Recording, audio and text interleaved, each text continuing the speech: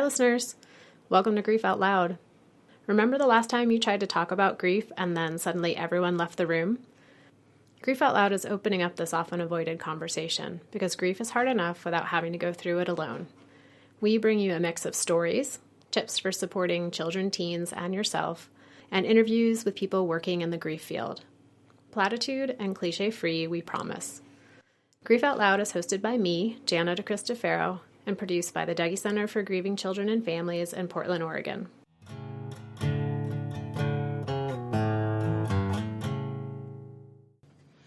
Hi, listeners. Welcome to the first mini episode of Grief Out Loud. After a very busy October of episodes, we decided to take a short break this month. But we didn't want to leave you without anything new to listen to, especially as the holiday season is starting to amp up. November is National Children's Grief Awareness Month. It's a month of acknowledging all the ways that grief affects children and teens, and also the ways that their grief often goes unseen, unheard, or unsupported. As part of this effort to raise awareness about children's grief, our friends at the National Alliance for Grieving Children, NAGC for short, created a letter writing campaign called Dear Me. They invited people to write letters to their younger grieving selves, letters of advice they wish they'd had when they were children first trying to figure out how to do this grief thing. Today, we're going to bring you two of those letters. One is written by the Dougy Center's executive director, Brennan Wood, and the other is a compilation of suggestions and thoughts from the Dougy Center's staff members. Right now, some of you might be thinking, don't you spend half your time on Grief Out Loud telling people not to give unsolicited advice to grieving people? That is true. It's confusing, we know, but we are hoping that our younger selves will forgive us for telling them what to do. Brennan Wood, our executive director, has been around the Dougy Center for almost 30 years. She pretty much grew up here. Hi, Brennan. Thanks for coming on the show to share your letter. Hi, Jana. Thanks for having me.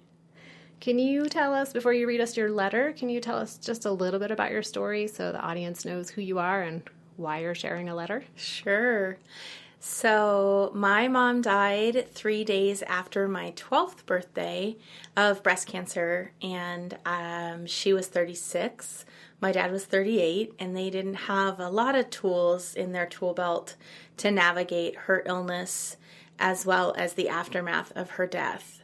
And luckily, my dad heard about a place called the Dougy Center, and I got the opportunity to come to the Dougy Center, which very quickly turned into my lifeline.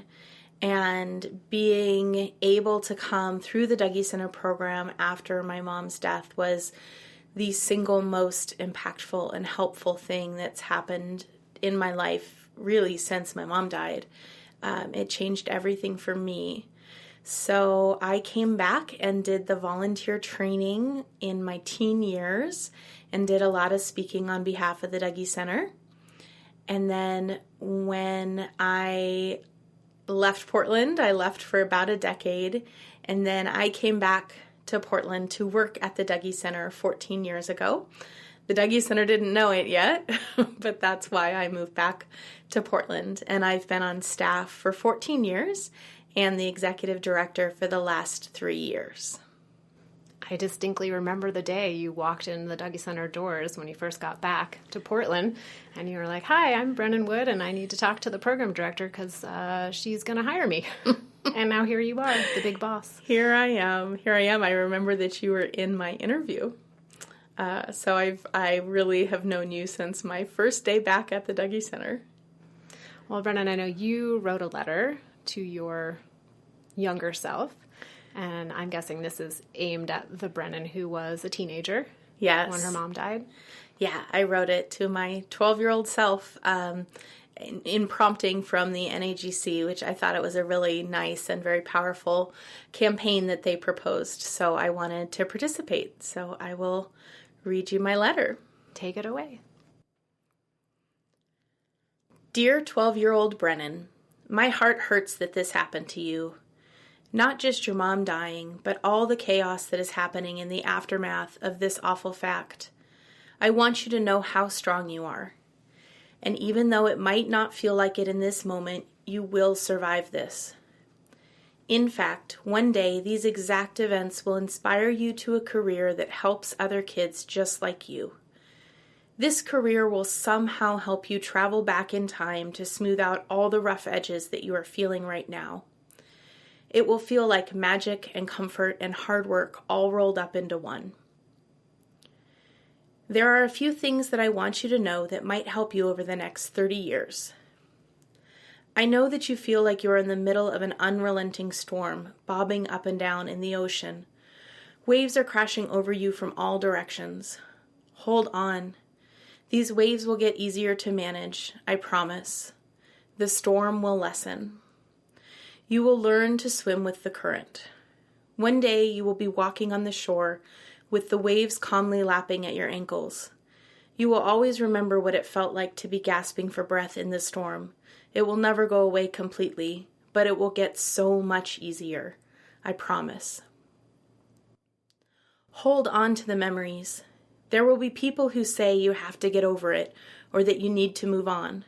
Don't listen to them. Talk to the people who ask you about your mom, who aren't afraid to use her name. Talk to the people who loved your mom and listen to their stories. Hold on to the memories of the Sears photo session of your Cabbage Patch Kid, the Halloween costumes, playing in mud puddles during a warm rain. Your mother taught you the art of making every day a celebration, and you will try like hell to pass this down to your own kids. Hold on to that during the hard times. When you feel your heart breaking today, remember to let it break open, to let the beauty, joy, and love that you have in your heart spill out and engulf you in light. Your life has had too much heartbreak. Don't deny this, but instead recognize that it is this very fact that has added to the breadth and depth of who you are as a person. Part of your beauty will come from the hard times that you have experienced. Just for a moment each day, be grateful for that fact, and try as often as possible to live in your life and not in your story. Oh, and always hold as much compassion for yourself as you hold for others. At least try. That one might take some time. I love you, and I am so proud of you. 43-year-old Brennan. Thank you, Brennan. Thank you, Jana. As you were reading your letter, I'm remembering all the stories that you shared with me about your mom, Doris. Yeah, she was pretty amazing. So, listeners, as I mentioned, our second letter today is a compilation of suggestions and thoughts from various Dougy Center staff people. So I'm going to read that one to you. Dear me, we hate that this happened to you. Nothing will ever make it okay that it happened, and you will be okay. Even when it feels like everything is wrong and messed up and totally ruined, you're still okay. Are people out there telling you how to feel? It'll happen. Some people will worry that you don't show enough emotion, and others will worry that you show too much. But know that you are just you, the you who is figuring it out, the you who is making it through another day, the you with all the feelings and thoughts that come with grief. Just be you, even if you don't know exactly who that is some days. When you're overrun with other people's opinions, try to remember that everyone grieves differently. There's a pretty good chance you're going to find their way of grieving to be frustrating or maddening or concerning. But be patient with yourself and others, and try not to compare yourself to your siblings or the adults around you. Here's the secret about grief that nobody tells you. You can be strong and okay and still have big feelings that seem overwhelming. Having big feelings doesn't mean there's something wrong with you or that you're doing grief wrong. You're totally normal if you feel sad, happy, guilty, tired, angry, relieved, anxious, confused, short-tempered, and pretty much any other feeling under the sun, or none of those feelings at all. There's no right way to grieve, and there's no one way that grief should or does feel or look like. So, if it's okay and normal to feel like a confused mess, what can you do to help when that mess feels like too much? Grief can be super lonely, but try to remember that you aren't alone. It may feel that way sometimes, or honestly, a lot of the time, but there are more people supporting you than you will ever realize. There will likely be times when your feelings tumble over each other like a pile of unruly puppies. When that happens, take a moment, or 20, to hang out with them. Find a person or a place that allows you to say hello to and express those feelings. Seek out people who feel safe and accepting. If they start a sentence with, "Don't feel that way," or, "Well, at least you're still," or, "You're overreacting," definitely look for someone else to talk to. What else can you do? Ask people about your person who died.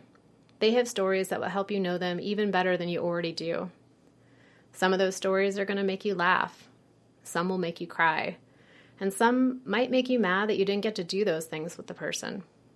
When you have time and it feels okay, you might imagine what you would be doing and talking about with your person if you got to do those things with them. Here's 2 last suggestions, and you can take them or leave them because unsolicited advice can feel less than helpful. First, be good to your body. Sleep when you can, eat things that are nutritious, drink water, and move around. Bonus, if you can find some way of moving that helps you focus and gives you a break from the heart pain of grief. Remember how much you love to shoot hoops? 2, what still makes you laugh and feel excited? Do more of that. Okay, younger self, we have to sign off, but we're here thinking of you and sending love and support through the airwaves. You've got this. We know your heart. It is strong and kind. And don't forget to save some of that kindness for yourself. Your older, but not that old, self. Us. All right, listeners. That brings us to the end of our little mini episode for November.